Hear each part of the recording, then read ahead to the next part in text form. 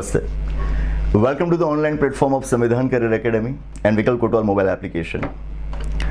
Harmonium ભારતીય શાસ્ત્રીય સંગીત સાથે જોડાયેલું એક વાદ્ય, એક વાજિંત્ર. ઇન્ડિયન ક્લાસિકલ મ્યુઝિકની આપણે જ્યારે પણ વાત કરતા હોઈએ, હાર્મોનિયમનો ઉલ્લેખ આપણે ખાસ કરીશું. ક્લાસિકલ મ્યુઝિકના આપણા જે કોઈ પણ ઉસ્તાદો છે, મહાન ગાયકો છે, એમની સાથે આ વાજિંત્રને આપણે જોયું છે. પણ અહીં આગળ રસપ્રદ વિગત એ છે કે આપણા શાસ્ત્રીય સંગીત સાથે આટલો ઘનિષ્ઠ નાતો ધરાવતું આ વાજિંત્ર એનું મૂળ ભારતમાં નથી, યુરોપમાં છે.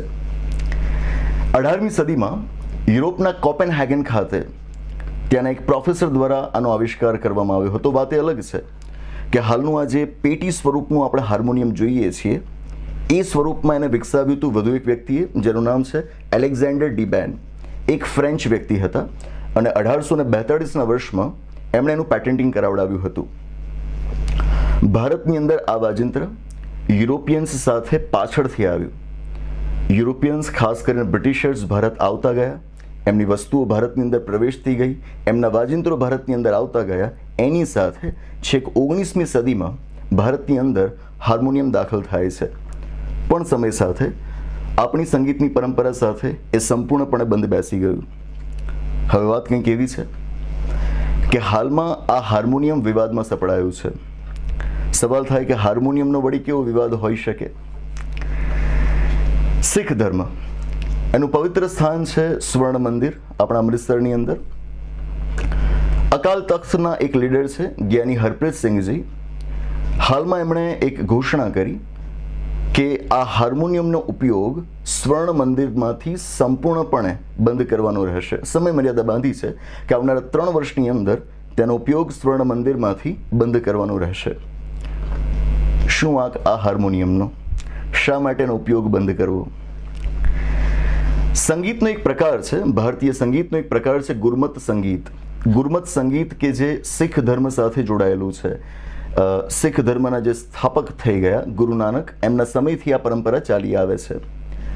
આ જે ગુરમત સંગીત કે જેની અંદર આપણે શબદ કીર્તન સાંભળીએ છીએ. શબદ કીર્તન, શબદ એટલે રિલિજિયસ મેસેજ, ધાર્મિક સંદેશ. શીખ ધર્મના જે કોઈ પણ ગુરુઓ થઈ ગયા, એમણે જે કોઈ પણ ધાર્મિક સંદેશાઓ આપ્યા છે એને શબદ કહેવાય, કે જે આપણને ગુરુ ગ્રંથ સાહિબ, જે શીખ ધર્મનું પવિત્ર પુસ્તક છે, એની અંદર જોવા મળશે. આ શબ્દની સાથે ચોક્કસ રાગ, ચોક્કસ સંગીત જોડાયેલું હોય, જેને કહેવાય કીર્તન. એના પરથી શબ્દ બન્યો શબદ કીર્તન.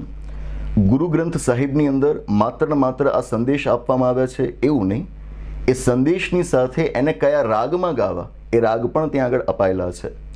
તો જ્યારે પણ સ્પિરિચ્યુઅલિઝમ, આધ્યાત્મિકતા માટે, ધાર્મિકતા માટે જ્યારે પણ એનું ગાન થતું હોય તો ગમે તે રીતે ન કરી શકાય. ચોક્કસ સંદેશને ચોક્કસ રાગમાં જ ગાવાનો હોય અને એના માટે પ્રોફેશનલી ટ્રેન્ડ એમના ગાયકો પણ હોય, જેમને કહેવાય રાગી.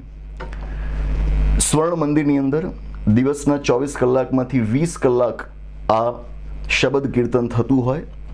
જે શબદ કીર્તન દરમિયાન એના જે કોઈ પણ રાગીઓ, એના જે કોઈ પણ ગાયકો છે, 31 અલગ અલગ રાગ ગાતા હોય છે. દિવસના અલગ અલગ સમયને ધ્યાનમાં રાખીને, ઋતુઓને ધ્યાનમાં રાખીને દિવસ દરમિયાન 20 કલાકની અંદર 31 અલગ અલગ રાગ ગાવામાં આવતા હોય છે. ભારતીય સંગીતની જે પરંપરા ઊભી થઈ છે એમાં રાગોનું મહત્વ છે અને રાગોનો ચોક્કસ સમય નક્કી કરાયેલો છે. ગમે તે રાગ ગમે ત્યારે ન ગાઈ શકાય, ન ગાવો જોઈએ. જેમ કે આપણો એક રાગ છે બિલાવલ, એને ગાવાનો સમય છે સવારનો.